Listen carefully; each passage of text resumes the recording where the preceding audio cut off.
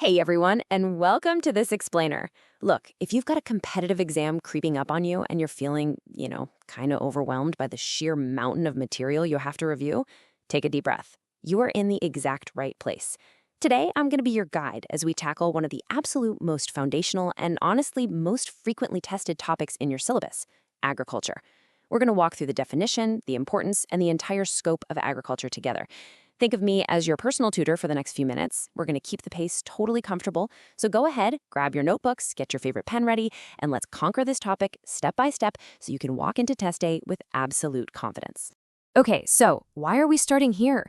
Let's dive right into why mastering this specific foundational concept is literally the key to dodging tricky multiple choice traps on your exam.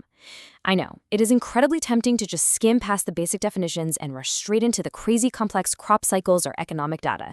But listen, the exam creators know you want to do that. They love to test your core understanding of what agriculture actually encompasses. Because if your foundation is even a little shaky, it's super easy to get tripped up by questions that blend, say, traditional farming with modern agribusiness. So we are going to build a rock-solid foundation right now, making sure you don't drop a single easy point. Here's our quick game plan for today, basically serving as a syllabus so you can organize your notes. First, the foundations of agriculture. Second, we'll look at it as an art, science, and business. Third, the branches of agriculture. Fourth, the pillars of importance. And fifth, some awesome exam prep memory hooks. All right, section 1, the foundations of agriculture, origin and history. Let's start right at the roots. Okay, please write this down because it's a highly common fill-in-the-blank question you absolutely need to memorize. The word agriculture actually comes from two Latin words. First, you have Ager, spelled A-G-E-R, which means land, field, or soil. Second, you have Cultura, which simply means cultivation. When you mash them together, the literal translation is the cultivation of the field. Now, here's a pro tip. Whenever an exam asks for the etymology or the word origin, look for those Latin roots. Do not let them trick you with Greek or Roman options. It is firmly 100% Latin.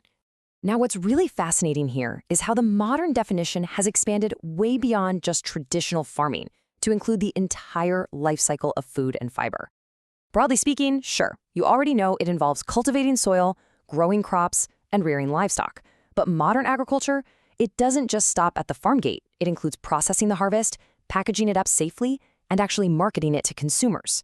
So if a multiple choice question asks which of the following is included in modern agriculture, remember to check those boxes for processing and marketing too. That's a huge shift from the past. And historically, agriculture is quite literally what took humanity from wandering nomadic tribes to settled towns. Before farming, humans were hunter-gatherers, constantly on the move. Figuring out how to farm allowed us to set up permanent settlements. And once we had those settlements, we created a food surplus, meaning, we grew way more than we needed to eat right that second. That surplus was the exact catalyst that allowed towns and cities to explode in growth, because suddenly, not everyone had to spend all day looking for food. Plus, as global trade routes eventually opened up, we saw massive agricultural exchanges. Like, get this, crops that are absolute staples in India today, like the potato, tomato, and chili, they were introduced through global trade. They aren't native. Examiners absolutely love dropping that little piece of trivia in. Moving right along to section 2, art, science, and business, the core aspects. Let's break down the 3 distinct hats agriculture wears. This is a very frequently tested distinction, so please make sure to get these 3 aspects clearly into your notes. Agriculture is completely unique because it operates simultaneously as an art, a science, and a business. When we talk about it as an art, we're talking about that physical skill and traditional knowledge passed down through generations. It's like a farmer knowing exactly when the soil feels right to plant, even if they don't know the precise chemical makeup of the dirt. As a science, well, that's where we bring in the hard data.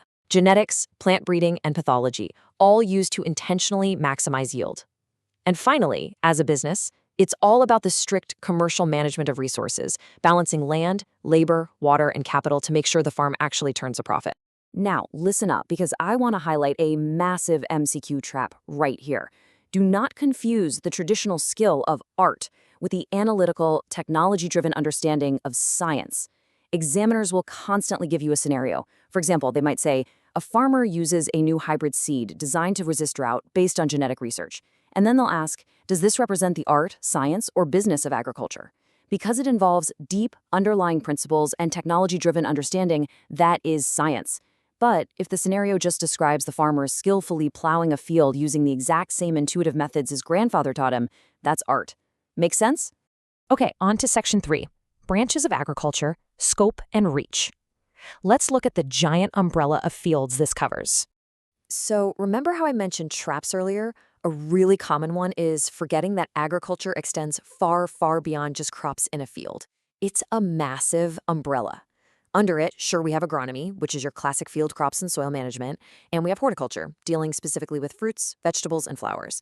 But please, put a big star next to these next three in your notes. Animal husbandry, which is livestock, forestry, managing our forest resources, and fisheries, managing aquatic resources. If a test question asks, which of the following is not a branch of agriculture and lists fisheries, do not be fooled. It is absolutely part of the agricultural family. Furthermore, modern agriculture relies heavily on some very specialized scientific and economic branches to even function. Think about it. You can't run a massive, high-yield modern farm without agricultural engineering to design the complex tractors and irrigation systems. You need agricultural economics to figure out global pricing and management. Soil science helps us understand the literal foundation crops grow in. Plant breeding and genetics are how we develop those amazing pest-resistant crops. And finally, this one is super vital, extension education. This is the whole process of taking all that complex, dense lab science and effectively translating and transferring it directly to the farmers out in the field so they can actually use it. Section 4, the pillars of importance. Why it matters. We are now entering the main scoring zone for your exam, so keep those pens moving. These 5 pillars basically represent the massive, undeniable global impact of this sector. I mean, from feeding the world to supporting diverse allied industries, agriculture is the economic backbone for many developing nations, providing countless jobs and raw materials. Socially, it completely dictates the rhythm of rural life and community structures. Obviously, its food and nutrition importance cannot be overstated. It is literally how humanity survives. Ecologically, farming practices directly and profoundly impact our planet's soil, water, and air health.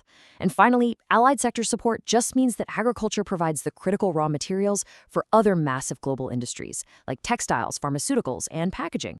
All right, numbers time. When looking at economic importance, you need to keep this specific number in mind for India's GDP contribution, along with the 13% share in exports. Getting these percentage figures wrong is a classic test trap. If you're taking an exam relevant to the Indian context, you absolutely must know that agriculture contributes roughly 17% to the nation's gross domestic product.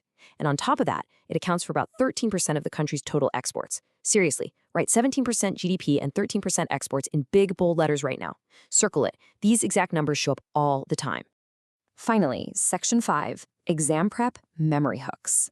We are going to synthesize all this knowledge into tactical, highly testable memory hooks. Make sure to highlight these 3 specific memory anchors in your study guide because they will unlock dozens of potential questions for you.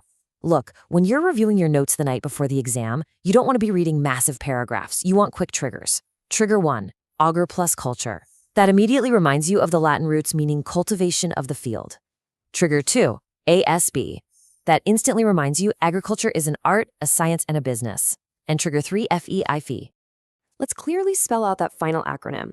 FEIFI, which perfectly summarizes all that immense economic and social value we just went over. If you get hit with an essay question or a really complex multiple choice question about the importance of agriculture, just think FEIFI. F stands for food security. E is for employment because it provides jobs for billions globally.